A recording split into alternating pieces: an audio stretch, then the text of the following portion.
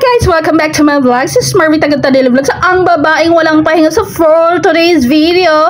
I'm so excited for tonight guys. Kasi ito na yung kinikrave kong steak. Andito na ako sa Mandarin Bay sa Boracay. Isa siyang 5-star hotel sa Boracay guys. Na only buffet siya for only 1,500 sa mga adult. And then iba din yung presyo sa mga bata. So ngayon guys, ayan. Pang-apatan pero mag-isa lang ako. Diba? Dito ako nilagay ni ate. So sabi niya sa akin, "Ma'am, mag-isa ka lang ba?" Sabi ko, "Yes." Muntik na nga ako hindi papasukin dyan kasi yung attire ko pang party. So meron pala sila ang tinatawag na dress code. So hindi ko naman alam, Diyos me. So pagdating ko doon, nag-inquire na ako ng nakakain ako. Sabi ba naman ng mga staff doon, "Ay ma'am, may dress code kasi kami." Ganun ba? Kasi yung suot ko naka-tube and then nakapalda na may slit na mahaba. Sabi ng manager, "Ay okay na po ma'am, okay lang, hindi naman masyadong daring." Diba? Pinapasok ko ng manager. Thank you so much. So ayan na nga guys, yung food. So ayan na. Pinivideohan ko na, kumuha na ako ng plato. So ayan, meron silang iba-ibang klaseng fried rice, may mga vegetables, meron din sila yung ating kakanin, local kakanin, proud tayo as Pinoy. So syempre hindi mahuhuli yung ating halo-halo, special halo-halo. So ikaw na yung magtitimpla, ikaw na yung adjust ng flavor kung gusto mo ng bongga or social na halo-halo. So ayan, maraming mga iba-ibang klaseng food, may Asian food, may foreign food, may anik-anik na food, basta pang social talaga siya guys, as in maraming choices ng pagkain, nasa sayo na lang kung alam mong kain. So dahil nga tayo ay isang ambisyosa, lahat trinay ko yan sa abot ng aking makakaya. So ayan guys, sushi yan siya, sushi, sushi. Nabubulol ako, so kumuha ako niyan guys isa-isa kasi gusto kong itry. So ayan, cheesy maki, sushi, basta, trinay ko lang siya kasi first time ko sa mga mata ko. So, syempre as ambisyosa tayo, mag-try tayo ng pang-syala-syalang food. Diyos me, once in a lifetime lang naman yan sa buhay natin mangyari. Ito, doon na natin itong pag-ambisyosa natin. So, ayan, pa isa-isang flavor yung kinuha ko kasi gusto kong ma-try kung anong lasa, kung masarap ba. Diyos me, syempre yung mga nakakain ko lang naman, mga bulang lang, mga isda. So, gusto ko rin naman maiba yung panlasa ko. So, ayan, may sauce na ganyan yung, ang tawag nito, yung anghang na sauce. Basta bahala na si Batman kung ano yung kakalabasan yung lasa niyan, no? Kasi wala akong idea, hindi ko naman alam kung paano kainin niya. Diyos me. So ayan, kumuha ko ng salmon sashimi and then tuna sashimi. Ay, hindi ako kumuha ng tuna sashimi, salmon lang guys. So syempre kailangan, kumuha ako ng tuna sashimi guys, trinay ko lang isa. So sabi ko, itry ko nga itong mga hilaw-hilaw na mga pagkain, kung carry bumbumba ng aking sikmura. Pero guys, hindi naman talaga ako maarte sa pagkain. Hindi ako maarte kasi syempre lumaki naman akong mahirap, hindi naman kami mayaman. So ayun, yung aking sikmura, kayang-kaya naman kumain kahit nga panis eh. So ganun katindi yung sikmura ko. So ayun guys, may lemon, kumuha ko ng lemon. Walang magsabi sa akin na kung anong sauce dyan, walang nag-assist sa akin. So basta kumuha lang ako ng mga anik-anik na sauce dyan, tapos kumuha ko yung black olive na yan, tsaka yung green bell pepper. Basta hindi ko alam kung anong sauce yung kailangan ilagay dyan, basta kung ano-ano na lang kinuha ko, para kunwari may sauce, may dressing, no? Diyos me, kahit naman sino, siguro pag first time sa mga ganyang hotel, hindi mo alam kung anong kakainin mo, basta kung ano na lang yung naisipan kong ilagay.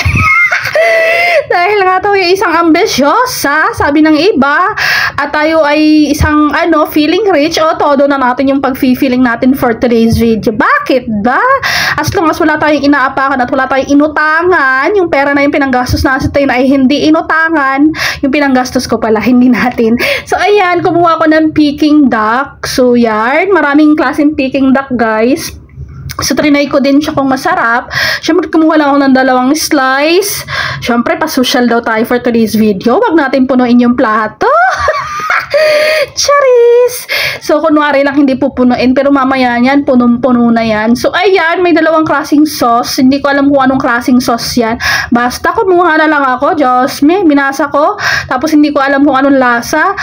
Ginilagay ko na sa plato ko. Diba? Ganon lang yung pagpapasosyal. Kahit hindi mo alam, ilagay mo sa plato. Diba? Masura na yung masura. Wala akong pake. Basta ako yung mabubusog charm. Diba? So, ayan. Marami pang iba. May mga ano pa, oh. May mga soup-soup pa. Maraming klase ng Peking duck, oh. Tingnan nyo naman yan, guys. Kaso, ayan, may mga ano din, may mga pang tawag nito, soup, yung mga pang sanggip-sangyup. Hindi na ako kumuha, guys. So, ayun na nga, guys. So, ang dami nakapila sa ribeye steak Angus sa steak. So, sabi ko, mamaya na, balik na lang ako kasi maraming ang nakapila. So, pumila nga ako dyan, guys. Kaso, matatagalan pa ata. So, ang ginawa ko, dahil na matatagalan pa, yan tingin-tingin mo lang sa mga desserts kung ano yung kakainin ko after ko kumain ng aking dinner, no? Siyempre, may dessert yun, di ba? Pag syala-syala ka, may mga dessert yan. So, kaya na nga, guys, nag-antay pa ako ng ilang minuto. Pak! O, di ba? Ganyan yung tayo hinday. Ay, di ba? Kahit sabihin tayong mukha tayong katulong, ano ba? At least nakakain tayo ng steak.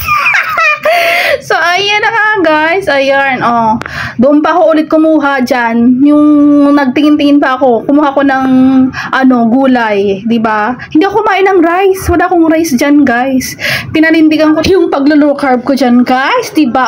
Diba? Pa gulay-gulay na lang yan. Pa vegetables na lang yan. So, yun yung kinuha ko, guys, as rice. Hindi talaga ako kumuha ng kanin, guys. Kasi nga, ang purpose ko dyan talaga is kumain ng mga iba-ibang klaseng ulam. Yun lang. Nakakabusog naman yun, diba, guys? Tsaka, kung low carb ka, yan, kumuha din ako ng tahong, diba? Tahong na pang syala-syala. Basta may butter na anak-anak yan. Ewan ko kung anong sauce yan. Basta kumuha lang ako ng peraso dyan. Tapos, ayan na nga. Ilang piraso? 3 ata yun eh. Hindi ko alam, 3, 2. So, ayan, tingin na naman ako sa iba kung ano yung food. So, binababa ko nga yung plato ko kasi nga, syempre ako lang mag-isa. Tapos, nag-video pa ako. Diyos, ganun talaga pag feeling vlogger. Tapos, mag-isa ka lang. So, ayan, parang ano yan? Parang beef ata or Carabao. Hindi ko alam kung Carabao meat yan or beef, meat. Basta kumuha lang ako dyan kasi parang masarap. Parang masarap siya, parang mukhang tapa. Tapa ba? Beef tapa ba siya? So, ayan yung mga chicken, no? Iba-ibang klaseng may mga biryani, may Bombay rebates, may chicken biryani, ganun, may mas butter rice. Hindi talaga ako kumuha ng rice, guys, kasi ayoko talaga kumain ng rice. Kasi gusto ko, sa 1.5 ko, masulit ko yung steak ba, tsaka yung mga ulam-ulam. Hindi talaga ako kumain ng rice. Pinanindigan ko talaga yan. Pero maraming klaseng rice na parang mukhang masarap. Meron talaga siya, kompleto talaga siya, guys. May mamahaling kanin. Pero ayoko talaga ng rice. Yan lang ang aking food. Ayan na. Pumunta na ako ng table. Diba? Kunwari lang hindi puno, pero puno yung plato.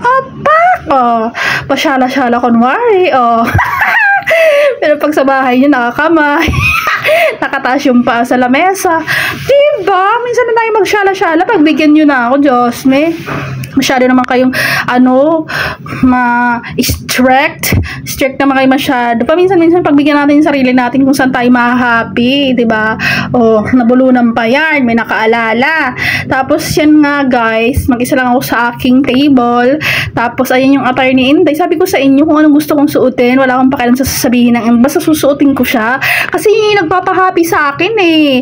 Katulad na lang kay nanay na nag-trending sa Facebook, diba? Yung bakasyon na, dress niya, yung anong bakasyon, yung graduation yung pang graduation na dress niya na inano niya sa anak niya, diba? Doon siya happy, fashionista siya eh. So yun yung food ko, guys. Wala pa akong steak dyan kasi first kuha ko yan ng food. So sabi ko nga sa inyo, marami nakapila kanina sa Angus ribeye steak. So, sabi ko, babalik na lang ako. Tapos, yan na lang muna yung kakainin ko. Diba? May pakutsilyo lang for today's video.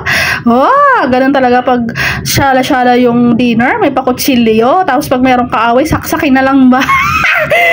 Charot. Joke lang. So, ngayon na nga, guys. Ninanamdam ko yung food ko. Tapos, while tingin-tingin sa mga pumapasok na mga foreigners. Ganun. Tapos, alam nyo ba, guys, sa likod ko, hindi ko lang na-video nahiya ko eh. Yung kasama ko sa island hopping na magjowa, para siyang half Filipino, tapos half foreigner, parang half American siya, pero mistiso siya. Tapos yung parang yung jowa niya is parang half Asian or basta chinita yung jowa niya na Pinay din. Same sila ng para sila ata half-half. Tapos nakasabay ko sila sa island hopping. Ganun. Magjowa sila. Tapos na-meet ko dyan sila sa loob. Pero hindi naman kami close-cllose no. Nakita ko lang, ay, sabi ko sa isip ko, sila pala itong magjowa. Nakita ko sila. Tapos yung lalaki nakatingin sa akin, siguro namukhaan ako. Namukhaan siguro ako. Tapos yung ganyan yung attire ko. Pak! So, ayun sa likod ko. Ayun. Hindi naman na-videohan. Ang bilis ko kasi mag-video, guys. Diyos me. So, ayan. Yung dalawang yan. Yung naka-brown yung babae, yung naka-parang green yung lalaki. So, alam mo yun, nakita ko ng lalaki tumingin sa akin. Tapos, hindi ko alam kung anong approach ko sa kanya, kung tumango ba ako or nginitian ko siya. Basta hindi ko na alam kasi nga, ayoko naman yung makipag-anuhan ka sa lalaki. Tapos, andun yung jowa. Putik na yan. Charis, feeling error yarn. Ay, sure na naman, meron na naman may susura, ano. So, ayun nga, kasama ko sila sa island hopping. Nakita ko yung lalaki, namukhaan ko din yung babae. Diyan din sila kumain sa Mandarin Bay. Tapos, ayun, nag-wine sila, guys. Gusto ko rin na sana mag-wine. Kaso nga, parang feeling ko, pag nalasing ako, wala sa akin maghahatid. Baka maripa ako. Diba? Sa ganda kong to, baka mapagnasaan mo. Charis! Oh, sura ka na naman. Kasi hindi mo matanggap. So, ayun na nga, guys. Basta, yun lang. Shinare ko lang na nakita ko yung kasama ko sa island hopping kanina, no? So, ayan. Piga-piga na si Inday ng kunwaring lemon na yan sa sushi. Anong sushi? Sashimi pala. So, pag mag-feeling kang social, Diyos ko, yung feeling kang social, tapos hindi mo alam yung pagkain kung ano. Ay, Diyos me, napakahirap. Charis. Pero dahil hindi tayo mapili sa food, nalaglag pa yung, ano yun? Ano ba yun? Yung maasim na yan, pickles. Yan, pickled. So, ayun, naalala ko na pickled pala siya. So, masarap siya kasi nga, pinigaan ko siya ng lemon, tsaka hindi naman talaga malansa yung mga first class na salmon na ginagawang sashimi, no? Nakita ko siya sa mga social media, pero ngayon ko lang nakakain ng hilaw yung salmon. Kasi nakakain naman talaga ako ng salmon, guys. Yung ulo lang ng salmon, tsaka yung belly sa palengke. Anong palengke? Palengke? Bisay. Ay, char. Bawal pala magmura. Baka ano ako ni Meta, no? So, ayun na nga, guys. Masarap yan. Masarap talaga yung salmon, hindi siya malansa. Caribals lang yung lasa. So, ayan, trinay ko yung Peking duck. Ox lang naman yung lasa, pero mas bet ko pa rin yung andox, yung baliwa. Inumparabaw naman. So, ganun. Minsan naman talaga, no, guys, meron talagang mga pagkain syala na hindi mo prefer sa lasa. Yung hindi mo ba bet yung lasa. Masabi lang na social na pagkain pero hindi masarap yung lasa. Mas masarap pa yung mga mumurahin sa labas. Like, diba? Hindi naman mumurahin yung andox, baliwag. Medyo pricey siya din naman, diba? Pang ulam sa masa. Pero masarap pa rin yun. Hindi ko pagpapalit. Kesa dyan sa Peking duck. Char!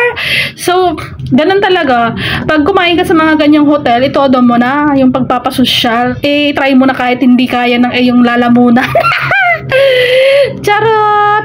So, ayun na, paubos na yung aking food. As in, gutom kasi ako dyan. Kasi nga, hindi talaga kumain ng kahit anong snacks. Kasi sabi ko, masasayang yung 1.5 ko. Masasayang, hindi lang 1.5, 1.8 eh. Kasi yung kasama yung drinks, magkano yung drinks na yan? Yung isang baso na yun, 250 ata, 200. Diyos me, kaya umabot siya ng parang 1.8 yung binayaran ko overall. Oh, dinner lang yan, 1.8, Diyos me. Minsan lang naman ako magpasyala-syala, guys. Yan na yung reward ko sa sarili ko sa pagtatrabaho, sa pagpupuyat sa trabaho, Diyos me. Minsan ka lang i-treat mo yung sarili mo, why not? Kung meron kang extra money, di ba? Wag puro pamilya, wag puro, oo nga, ando na tayo na kailangan natin tumulong sa pamilya. Pero minsan priority din naman natin yung sarili natin kasi kailangan din naman natin ng chill or unwind sa sarili, di ba? Kasi deserve mo yun eh. Diba? Tsaka yun lang naman yung regalo ko sa sarili ko. Kasi nung last year, November, wala naman akong regalo sa sarili ko. Kundi yan na lang, yung tour sa Boracay, yung vacation na yarn. Na kahit medyo mabigat sa bulsa, pinag-ipunan ko talaga. Which hindi ko naman pinag-ipunan, biglaan. Maganda kasi pag meron kang ipon talaga. Kasi kung ano man yung maisipan mo sa buhay mo, meron kang dudukutin at meron kang may pagbabayad. Diba? Hindi naman sa pagmamayabang. Dahil iba-iba naman tayo ng sitwasyon sa buhay. buhay eh. Either meron kang pera o wala. Pero nasa iyo na yan kung gusto mo yung isang bagay, gagawa ka ng paraan, 'di ba? Magpag-iipunan mo 'yon. So ayan lang, share lang ng aking buhay. So that's all for today's video and thank you for watching. Bye.